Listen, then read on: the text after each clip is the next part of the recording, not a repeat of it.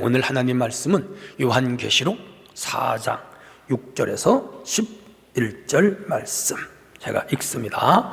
계시록 4장 6절에서 11절. 보좌 앞에 수정과 같은 유리바다가 있고 보좌 가운데와 보좌 주위에 네 생물이 있는데 앞뒤에 눈이 가득하더라.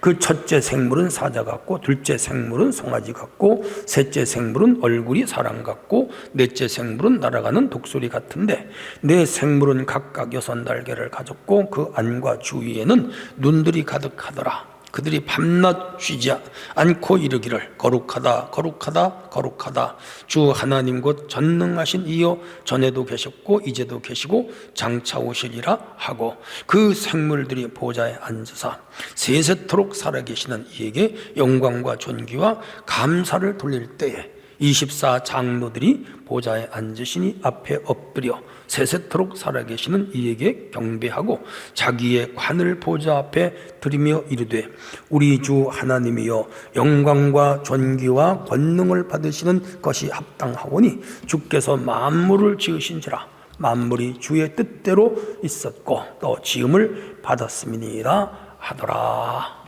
아멘. 자, 오늘은 내 생물의 교훈이라는 주제를 가지고 잠시 말씀을 증거할 텐데 여러분 은혜 받으시기를 바랍니다. 요한은 헬라어로 이오아니스입니다. 우리 음역으로 요한이 되었어요. 주후 6년에서 100년경에 살아간 사람입니다. 요한이라고 하는 이름의 뜻은 주님께서는 은혜로우시다, 그런 이름인데, 주님께서 그를 제자로 부르셔서 3년간 내리시고 다니면서 일을 시켰어요. 그의 형제는 야고보이죠.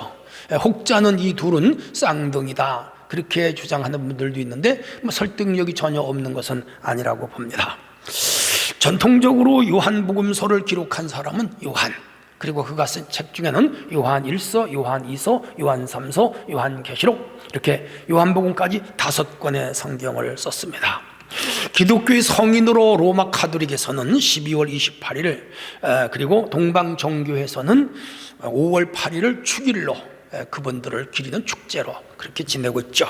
우리 개신교에서는 사람을 성인을 삼거나 숭배하지 않으니까 그냥 요한 사도로만 인정을 하고 있습니다. 다른 제자들은 다 순교를 했다고 그러는데 이 요한은 순교하지 않고 100살 넘게 살았습니다. 사복음 가운데 요한복음은 공간복음에 들지 않습니다. 다만 예수님이 하나님의 아들이심을 논리적으로 증명해가는 그런 그 기법을 사용하고 있죠. 왜냐하면 주 1세기경에 이단 마르시온이 나왔어요. 해서 예수님의 육신적으로 이 땅에 성육신을 거부하고 다만 영으로만 존재한다, 이런 주장들을 했으며, 소위 가연설 주장자들인데 여기에 반박하기 위하여 예수는 말씀으로 오셨고 빛으로 오셨고 실제로 하나님의 아들로 오셨으며 이 땅에 오셔서 그가 하신 모든 행적들을 요한복음에 기록하므로 예수님이 하나님의 아들이며 인간이며 동시에 신으로 오신 분이라고 증명을 하고 있죠. 그는 그 로마의 박해가 극심할 때에 반모섬이라고 하는 그리스 앞바다의 외딴 섬이에요. 여기에 유배되었습니다. 한국으로 말하면 귀양살이를 간 거죠. 거기서 고생 많이 했어요. 어느 동굴 속에 들어가서 하나님 앞에 깊이 기도하는 중에 리블레이션이 왔어요. 계시가 왔어요. 그게 요한계시록입니다. 교회론과 종말론을 아우러 미래에 있어질 신비한 환상과 내용들을 많이 보고 기록한 책이고, 특별히 그가 영으로 하늘에 끌려 올라가서 하나님 세계에 목격하고 또 주님 보좌 앞에서 많은 것들을 봤습니다.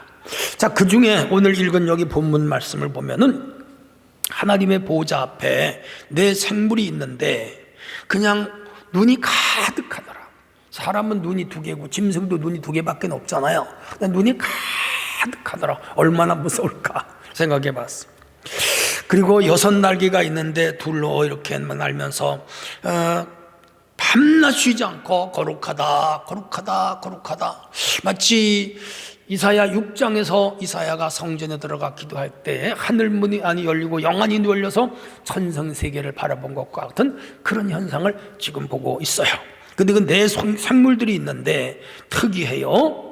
여기 본문을 볼 것 같으면은 첫째 생물은 사자같이 생겼고, 둘째 생물은 송아지같이 생겼고, 셋째 생물은 사람 얼굴같이 생겼고, 네 번째 생물은 독수리와 같이 생겼어요. 신학자들은 이 생물이 다 예수님의 각각 다른 모습이다, 그렇게들 해석을 하고 있어요. 예를 들어서 사자는 마태복음을, 송아지는 마가복음을, 그리고 사람의 얼굴은 누가복음을, 독수리는 요한복음을, 그래서 이 사복음서를 예수님의 각각 다른 모양으로 설정하고 있다, 그렇게들 해석합니다. 이 사자는 짐승의 왕이잖아요. 예수님은 하나님 나라의 왕으로 오셨잖아요. 아래서 설명하겠습니다. 마가는 이 예수님을 송아지로 봐요. 마가복음은 송아지는 주인을 위하여 일하는 종이잖아요. 예수님은 종으로 오셨다. 그리고 누가복음을 통하여 예수님을 인자, 사람의 아들로, 그래서 자비와 긍휼과 동정심을 가지고 사람들을 살피셨다. 그래서 그 누가복음을 보면 다 그런 내용들로 채워졌어요. 그리고 요한복음을 보면 우리 예수님을 하늘에서 내려온 독수리, 하늘로부터 왔다. 독수리는 하늘 날아다니잖아요. 하늘로부터 왔다는 것을 증명해 들어가고 있습니다. 자, 그래서 마태복음을 사자복음, 누가복음, 마가복음을 송아지복음, 누가복음을 인자복음, 요한복음을 독수리복음, 이렇게 해석하는 신학자들이 많이 있어요. 저도 그 THM 할 때 그 사복음 연구를 기피했습니다. 교수님으로부터 이 부분을 강의를 들은 적이 있습니다. 중요한 것은 이 생물이 6날개를 가졌고 그 안과 주위의 눈이 가득했으며, 아까 말씀드린 대로 밤낮 쉬지 않고 거룩하다, 거룩하다, 거룩하다를 불렀는데 하나님 나라가 얼마나 거룩한 장소인가를 우리에게 암시하게 하고 있죠. 전능하신 이여 전에도 계셨고 이제도 계셨고 장차 오실이라고 하면서 하나님을 예배하는 천상 예배의 아름다운 모습을 볼 수가 있죠. 자, 해서 오늘 이 요한이 4장에서 본 천성의 이 네 생물의 환상을 통하여 이 환상의 주체들이 주는 교훈이 무엇인가 하는 것을 오늘 한번 찾아보면서 은혜를 받으려고 합니다. 자, 첫 번째 주제입니다. 사자입니다. 사자의 얼굴, 사자와 같은 삶을 우리는 살아야 한다 하는 교훈을 얻을 수가 있습니다. 라이온이죠. 여기 사자는 라이온입니다. 사자는 짐승 세계에서 왕이죠. 사자를 이길 동물은 없습니다. 우리나라는 사자가 없지만 아프리카라든지 인도라든지 이런 나라들은 사자가 있습니다. 덩치가 크죠. 물론 그거보다 더 큰 코끼리나 코뿔소나 하마나 이런 것들이 있는데 그런 동물들도 사자한테 잡아먹히더라고요. 그러니까 이 짐승 세계의 가장 무서운 동물은 사자가 아닐까 그렇게 생각해요. 날카로운 이빨과 또 칼날 같은 발톱을 가지고 잘 달리고요, 사냥감을 포착하면 끝까지 찾아가서 멱살을 물고 늘어져서 잡아요. 혼자의 힘으로 사냥하기도 하고 자기 동료들의 힘으로 협동하여 사냥을 하기도 합니다. 이 사자에게는 긍휼과 자비심 같은 건 없어요. 그래서 모든 동물을 먹잇감으로 여기고 소위 먹이사슬을 매일 꼭지점에 있는 짐승이 사자, 그렇게 보면 되겠습니다. 이 사자 하면 연상되는 것은 사납죠. 그 이미지가 힘센 동물이죠. 지상세에 가장 힘 있는 동물로 사람들은 각인되어 있습니다. 실제로 사자는 가장 강력한 육상 동물 중에 하나이고요, 사자에 대한 문화적 묘사는 성경에도 많이 기록되어 있어요. 예를 들면 7일째 지는 날이 와 삼손이 신방에 들려고 하는데 그 성 사람들이 그에게 말하되 꿀보다 단 것이 어디 있고 사자보다 힘센 것이 어디 있느냐.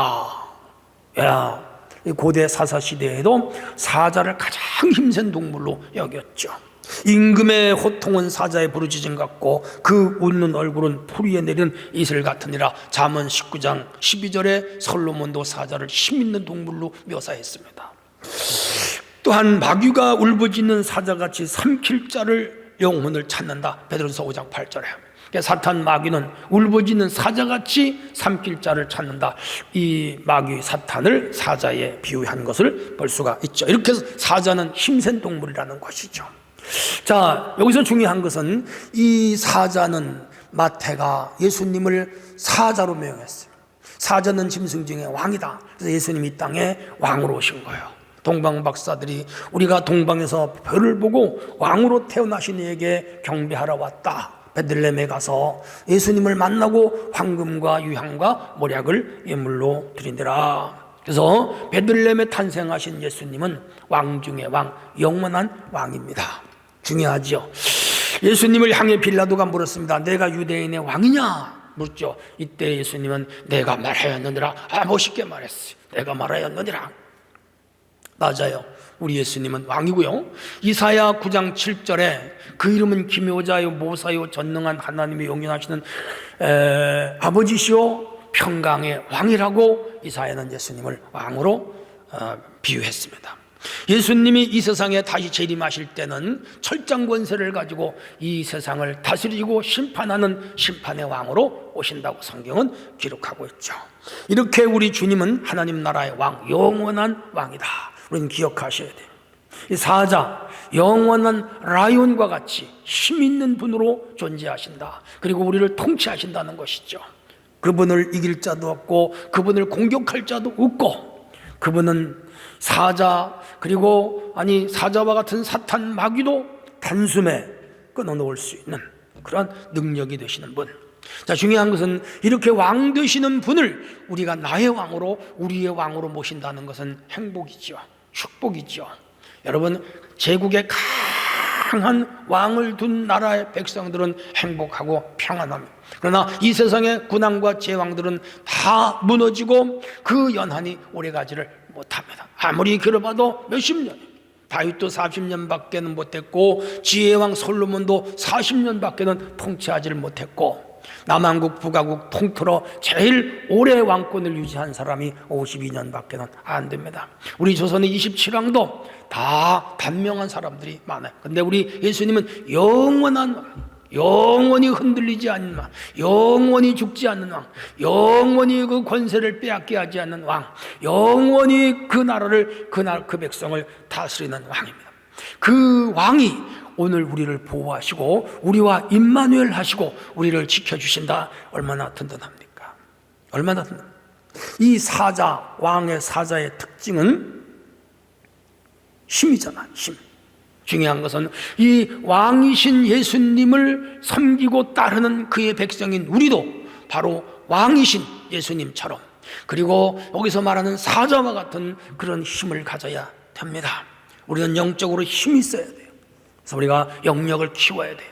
지식으로도 힘이 있어요. 그래서 지식을 키워야 돼요. 건강하고 강인한 사람이 되어 육체도 강해야 돼요. 사자는 용기가 있어요. 이 세상을 용기 있게 용망하게 싸워서 이겨야 되고, 수많은 적들과 환경과 그리고 경쟁 사회에서 이겨야 돼요. 사자처럼 힘이 있어야 돼요. 사자는 용기, 기백, 기계가 곧 함대한 동물인 걸 볼 수 있습니다. 오늘 우리도 기계와 이 용기를 가지고 험한 세상과 싸워서 이겨야 돼요. 사자는 어떤 동물도 무서워하지 않는다면 오늘 우리도 이 사자 특성을 가지고 이 세상 어떤 일도 무서워하거나 두려워할 필요가 없습니다. 무적 함대와 같이 그야말로 밀고 나가. 좀 축구가 너무 재밌잖아요. 태국 전사와 같이 밀고 나가는, 오렌지 군단처럼 막 밀고 나가는 거예요. 그래서 이 험하고 악한 세상을 우리는 싸워서 이겨야 됩니다. 죄악과 싸우고, 환경과 싸우고, 사탄과 싸우고, 질병과 싸우고, 시험과 싸우고, 환난과 싸우고, 더 나아가서 자기 마음속에는 수많은 스트레스와 번민과 갈등과 권위들과도 싸워서 이겨야 되고, 나 속에서는 악한 죄의 정욕과 세상적인 욕망들과도 싸워서 이겨야 돼요. 사자로 오신 우리 예수님, 그 능력을 힘입어 오늘 우리도 이 세상을 사자와 같이 능히 대적하며 이기며 힘있게 살아가는 성도가 되시기를 축원합니다. 자, 첫 번째 생물인 사자의 특성을 보았습니다. 그렇다면 두 번째 생물에 대해서 알아봅니다. 두 번째 주제입니다. 송아지 같은 삶을 살아야 됩니다. 7절이에요. 둘째 생물은 송아지 같고, 송아지 혹은 소는 순한 동물이에요. 저는 어려서 우리 아버지 소 키우는 거 알아요. 꼴도 베어서 소를 먹이고, 그 소가 밭을 갈고 논을 갈고 달구지를 끌고 다니고 짐을 싣고 다니고, 마지막에는 소시장에 팔아보라 주인에게 많은 혜택을 줍니다. 요즘은 목장에서 소를 키워서 한우 육으로 사용하고, 또 소를 키워서 우유를 짜서 많은 우유를 가공하여 우리 현대인들의 건강에 큰 도움을 주죠. 그래서 소는 참 귀해요. 요즘은 농사 질 때 소를 사용하지 않고 각종 과학 영농으로 기계를 사용하지만 20, 30년만 하더라도 다 소가 농사를 짓습니다. 그리고 시골에서 서울에 학교를 보내고 대학을 보내면 부모들이 소를 팔아서 등록금을 내줬어요. 그래서 대학을 상아탑이 아니라 우골탑이다, 그렇게까지 말을 했죠. 그리고 소는 마지막에 주인을 위하여 죽고 혹은 희생을 합니다. 성경에도 소에 대한 이야기가 많이 있어요. 속죄제, 환목제, 소제, 번제, 속건제, 이런 제물을 드릴 때 반드시 소, 염소, 양, 이런 동물들을 하나님께 드렸음을 볼 수가 있어요. 이스라엘이 블레셋과 전쟁을 하다가 법궤를 뺏겨서 블레셋에서 큰 재앙이 일어나자 그들이 수레를 만들고 전나는 암소의 송아지를 떼어놓고 그 하나님의 법궤를 그들이 이 소에 실어서 오베데돔의 집으로 보낼 때에 그 소들이 울면서 법궤를 끌고 갔어요. 그건 오늘 이 교회와 십자가를 짊어지고 주의 일을 해야 하는 성도를 상징하기도 해요. 그리고 거기에 가서 그 법궤를 끌고 가서 그 두 소는 제물로 자신들을 드려진 것을 볼 수가 있고요. 이렇게 해서 블레셋의 재앙이 멈춘 사건이 사무엘서에 나옵니다. 소의 특징은 희생, 순종, 헌신, 충성들을 들 수가 있고요.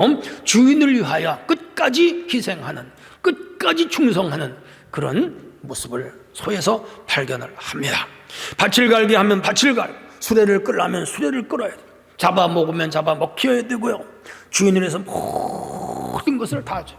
우유를 주고 가죽을 주고 살을 주고 뼈를 주고 피를 주고 생명을 다 줘요. 그리고 주인이 부리는 대로 일을 해놔. 그야말로 종 중에 종, 그렇죠? 노예 중에 노예가 바로 이 소가 아닐까, 저는 그렇게 생각을 합니다. 자, 중요한 것은 위에서 언급한 대로 소는 이 하나님께 드려졌고 또한 제물이 되었듯이 오늘 우리도 주님 앞에 소처럼 제물이 되어야 됩니다. 해서 바울은 로마서 12장 1절에서 말씀합니다. 그러므로 형제들아, 내가 하나님의 자비하심으로 너희를 권하노니 너희 몸을 하나님이 기뻐하는 거룩한 산 제물로 드리라. 이는 너희의 드릴 영적 예배니라. 그렇게 말씀했고, 사무엘은 순종이 제사보다 낫고 하나님 말씀을 듣는 것이 수양의 기름보다 낫다, 그러면서 참으로 하나님 앞에 소처럼 순종하고 복종하는 삶을 살 것을 가르치고 있죠. 고양이는 주인을 핥혀요. 이쁘긴 한데 얄미워요.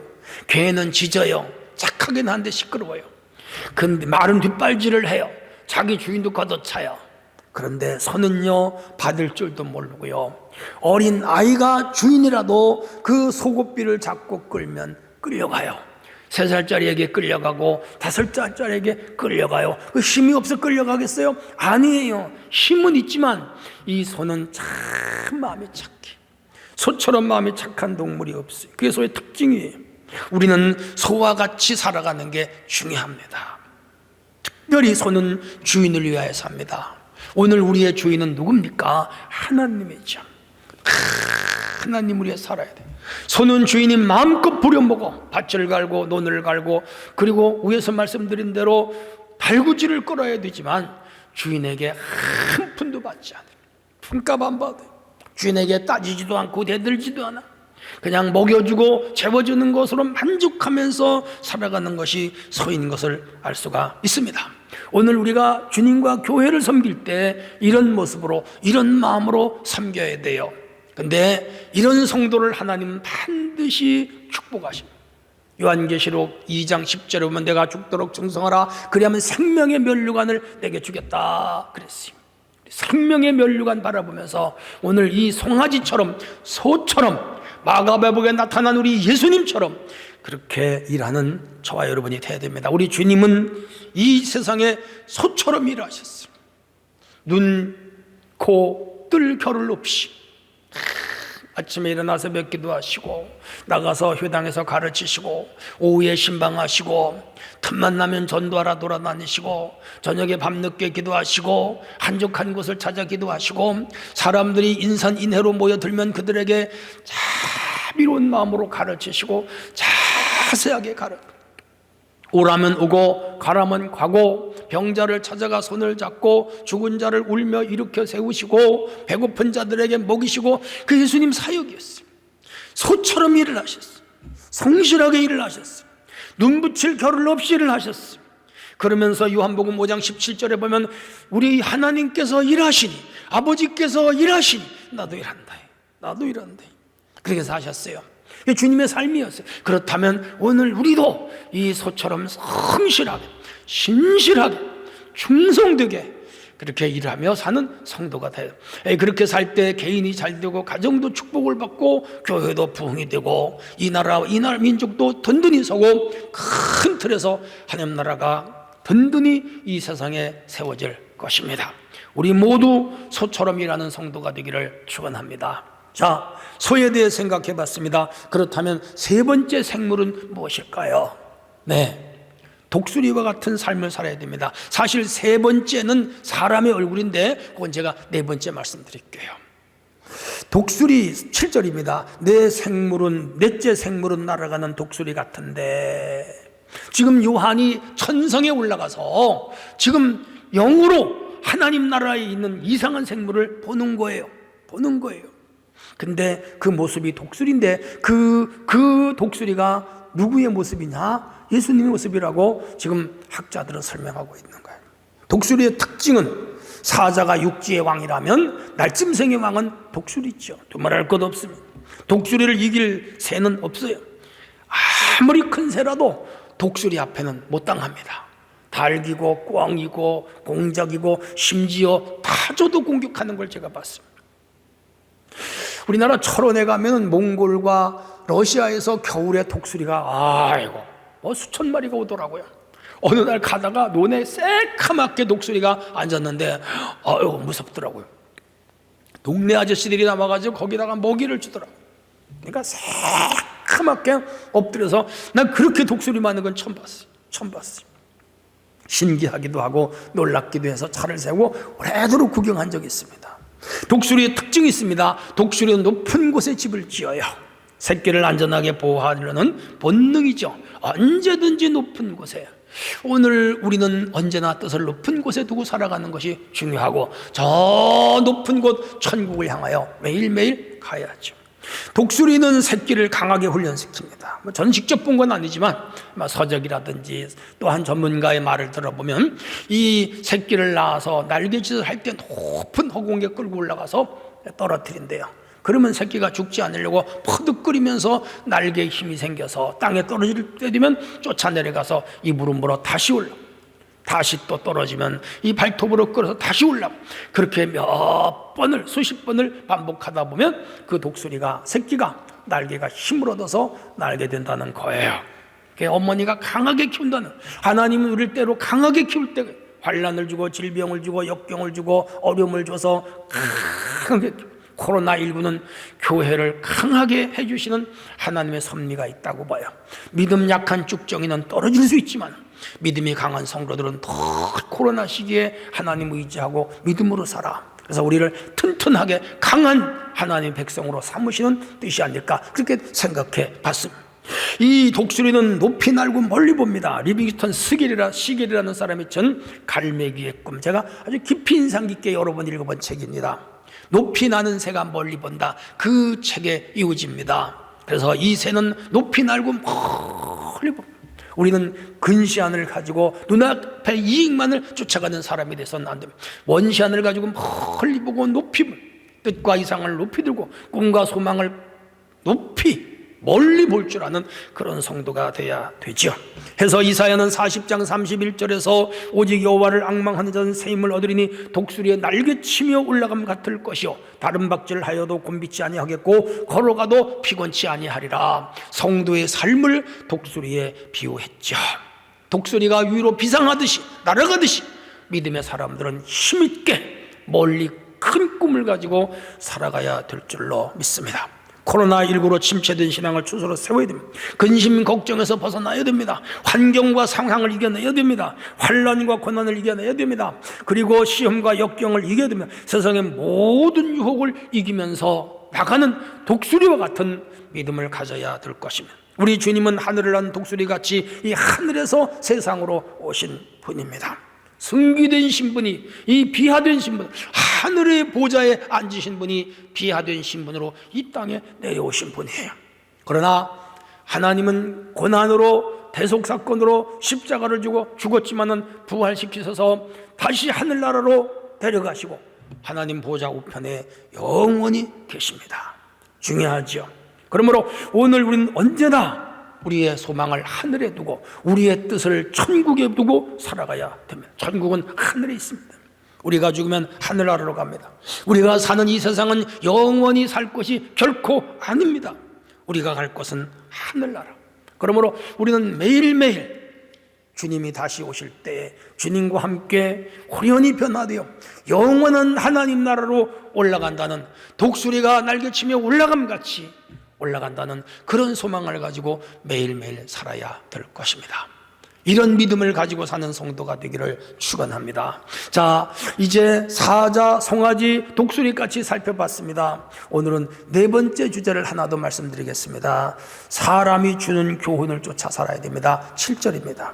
내 생물은 얼굴이 사람 같고 그 셋째 생물은 얼굴이 사람 같고, 그렇게 말씀합니다. 천상의 네 생물은 영물이죠. 우리 주님을 상징한다고 서두에서 제가 말씀을 드렸습니다.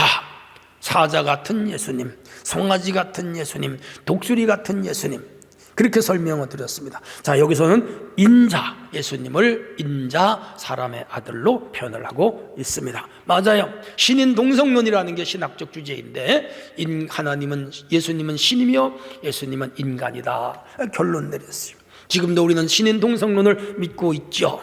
자, 중요한 것은 신이 사람의 몸으로 이 땅에 오셨다. 그 예수님이 인간이면서 신이고 신이면서 인간인데, 인간으로 오신 예수님은 끝없이 인간적이셨어요. 가난한 자의 친구였어요. 병든 자의 의원이었어요. 눌린 자의 해방이었어요. 눈먼 자의 광명이었어요.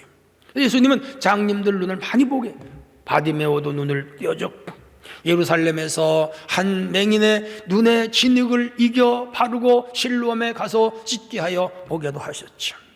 여기서 중요한 것은 사람의 얼굴로 나타난 생물에서 인간에 대하여 우리 좀씩 생각해 봐야 됩니다. 인간이란 무엇인가? 생물학적으로는 짐승과 구별되는 존재이고, 만물의 영장, 윤리학적으로는 선과 악을 구분하며 처신하고 양심을 따라 사는 존재가 인간이죠. 철학적으로는 자기 자신에 대하여 스스로 존재를 묻는 것이 인간이죠. 나는 누구냐? 어디서 왔느냐? 무엇을 하며 살아야 되냐? 왜 살아야 하느냐? 산다는 것이 무엇이냐? 어떻게 사는 것이 옳은 삶이냐? 죽음 후에 무엇이 있느냐? 어디로 가느냐? 뭐 이런 것들을 질문하는 것이 인간. 왜? 사고하는 존재, 철학적인 존재이기 때문에 그래요. 근데 신학에서는 인간을 하나님이 창조하셨다. 그런데 창조한 인간이 죄로 타락했다. 타락한 인간은 스스로 구원받을 수 없어서 예수님을 통하여 인간의 대신 구원을 받게 길을 열어주셨다. 그리고 주님이 재림하심으로 영원한 복락원, 원래의 인간으로 다시 회복된다. 구속사적 관점, 구속사라고 하는 것은 창조와 타락과 구원과 예수 재림으로 완성되는 전 과정을 구속사다, 그렇게 말을 하는 거예요. 중요한 것은 바로 죄로 타락한 인간들이 스스로 구원을 받을 수 없어서 예수 그리스도를 통하여 우리에게 영원한 구원과 새 생명을 우리 하나님은 열어놓으셨어요. 근데 그 예수님이 우리와 똑같은 인간으로 오셨다는 것이죠. 인간에게는 크게 두 가지 사명이 있습니다. 첫째는 창세기 1장 28절에 생육하고 번성하고 충만하고 정복하고 다스리란 5대 명령. 이게 뭐죠? 문화적인 명령. 그래서 결혼을 하고 자녀를 낳고 학교를 세우고 교육을 하고 국가를 만들고 나라를 발전시키고 그리고 도시를 만들고 인류 문화를 창달하며 그 안에서 사이좋게 살아가게 하는 것, 그게 문화 명령. 그래서 이 세상이 넓어진 것. 또 하나는 복음 명령으로 사도행전 1장 8절입니다. 성령이 임하시면 권능을 받고 예루살렘과 온 유대와 사마리아 땅까지로 내 증인이 되라 말씀해. 맞아요. 오늘 우리가 복음을 전하여 전 세계를 복음화하여 예수 안에 통일시키는 것, 이게 교회의 목적이요 우리의 사명인 줄로 믿으시기를 바랍니다. 그러면 이 두 가지 사명을 잘해야 돼. 우리는 이 세상에서 정치, 경제, 사회, 문화, 국방, 외교, 안보, 기술, 문화 모든 분야를 발전시켜야 돼요. 더 발전시켜. 국가가 이 지구상에 제일 좋은 국가로 만드는 것은 우리의 사명입니다. 유럽이 그 좋은 나라를 만들었습니다. 미국이 북아메리카가 좋은 나라를 만들어. 왜? 그들 그 저변에는 기독교 사상이 있어서 그래요. 아프리카라든지 또한 이 아직도 미개한 나라들은 그게 잘 안 돼요. 우상숭배는 하고 미신이나 섬겨. 왜? 기독교적 마인드가 없어서 그래요. 오늘 기독교가 들어가는 나라는 다 문명이 발전. 왜? 성경이 우리에게 명령하신 바를 따라 살기 때문에. 그리고 우리는 끝까지 복음을 증거하여 이 세상 모든 나라에 하나님 나라가 이루어져 가야 됩니다. 그 사명을 잘 감당하는 개인과 단체와 교회가 되어야 될 줄로 믿습니다. 자, 중요한 것은 우리 하나님은 어떤 분이냐 하면 그 속성이 거룩하시고 의로우시고 진실하시고 선하시고 사랑이 무한하시고 긍휼이 가득하시며 자비로우시고 은혜로우시며 오래 참는 분이란 말이에요. 그 하나님의 본성이에요. 그걸 우리가 하나님의 영성이라고 그래요. 그 영성을 예수 그를 통하여 우리에게 보여주셨어요. 사람으로 오신 예수님이 하나님의 본질과 성품을 우리에게 보여주셨어요. 그렇다면 오늘 우리 인간이, 참으로 구원받은 인간이 이 마음속에 하나님의 마음을 뭐예요? 이식받아야 돼요. 콩팥을 이식받고 간을 이식받고 폐를 이식받아서 살듯이 우리는 하나님의 그 성품을 이식받아서 살아야 돼요. 그게 조금 전에 말씀드린 거룩함, 의로움, 진실, 선, 사랑, 긍휼, 자비, 은혜, 인내, 이런 거예요. 이런 것들이 우리 속에서 나타나야 돼요. 이게 본인 인간이요, 이게 참 인간이요, 이게 진짜 인간이요. 주님은 이런 인간을 원하세요. 사람으로 오신 예수님을 우리는 깊이 생각하면서 참으로 사람다운 사람, 사람다운 존재로 살아가기에 힘써야 됩니다. 우리가 살아가는 이 세상에는 사람이 사람답지 못하고 그야말로 인간이 짐승처럼 살아가는 사람도 많이 있어요. 타락한 사회죠. 사람을 죽이고 모함하고 감옥에 가고 사회에 테러를 하고 전쟁을 일으키고 원수를 맺고 고소를 하고 그렇게 해서 개인을 파괴하고 가정을 파괴하고 국가를 파괴하고 회사를 망가뜨리고 자기가 속했던 공동체를 파괴하는 그야말로 짐승처럼 사는 사람들도 많단 말이에요. 오늘 우리 그렇게 살아면 안 돼요. 참 신이요 참 인간으로 오신 예수님을 본받아 참 인간답게 진짜 인간처럼 그렇게 살아가는 삶을 추구합니다. 그렇게 살으라고 말씀과 성령을 주신 거예요. 우리 모두 참 인간으로 살아갈 수 있기를 바랍니다. 결론입니다. 요한이 본 하나님 보좌의 네 생물은 우리 주님의 네 가지 속성이라고 처음부터 말씀을 드렸어요. 그는 사자이며 왕 중의 왕. 우리는 나의 왕 되시는 예수님의 백성으로 살아야 됩니다. 그는 송아지 혹은 종으로 소처럼 일을 하다가 가신 분이라면 오늘 우리도 주님과 교회를 위하여 나라와 내가 속한 이 공동체를 위하여 송아지처럼 성실하게 일하는 사람이 되어야 됩니다. 예수님은 독수리처럼 하늘에서 오시면 하나님이며 사람이었다면 오늘 우리는 독수리와 같이 늘 앙무하고 비상하며 독수리처럼 높은 곳에 뜻과 소망을 두고 살아가는 성도가 돼야 됩니다. 예수님은 참 인간으로 오셨다면 우리가 죄악으로 타락된 이 인간의 모습을 다시 회복하는 것이 중요합니다. 참 사람으로 참 인간으로 살아가신 우리 예수님처럼 우리도 인간다운 인간으로 살아가기를 힘써야 될 줄로 믿습니다. 자, 오늘 이 요한이 천성에 올라가서 내 생물을 통하여 거룩하다 거룩하다 거룩하다 찬송하는 장면을 목격하고 기록한 이 책에서 오늘 우리는 이 내 생물의 교훈을 배웠습니다. 그 의미를 되새기면서 이 삶에 내게 주어진 삶을, 내게 주어진 이 교회를, 그리고 내 신앙을 하나님 안에 잘 관리하면서 아름답게 살아가는 우리 모두가 되어야 될 것입니다. 하나님 은혜가 함께 하기를 축원합니다. 하나님 아버지, 오늘도 주신 말씀을 부여잡고 또 한 주간을 승리하게 하옵소서. 예수님의 이름으로 기도합나이다. 아멘.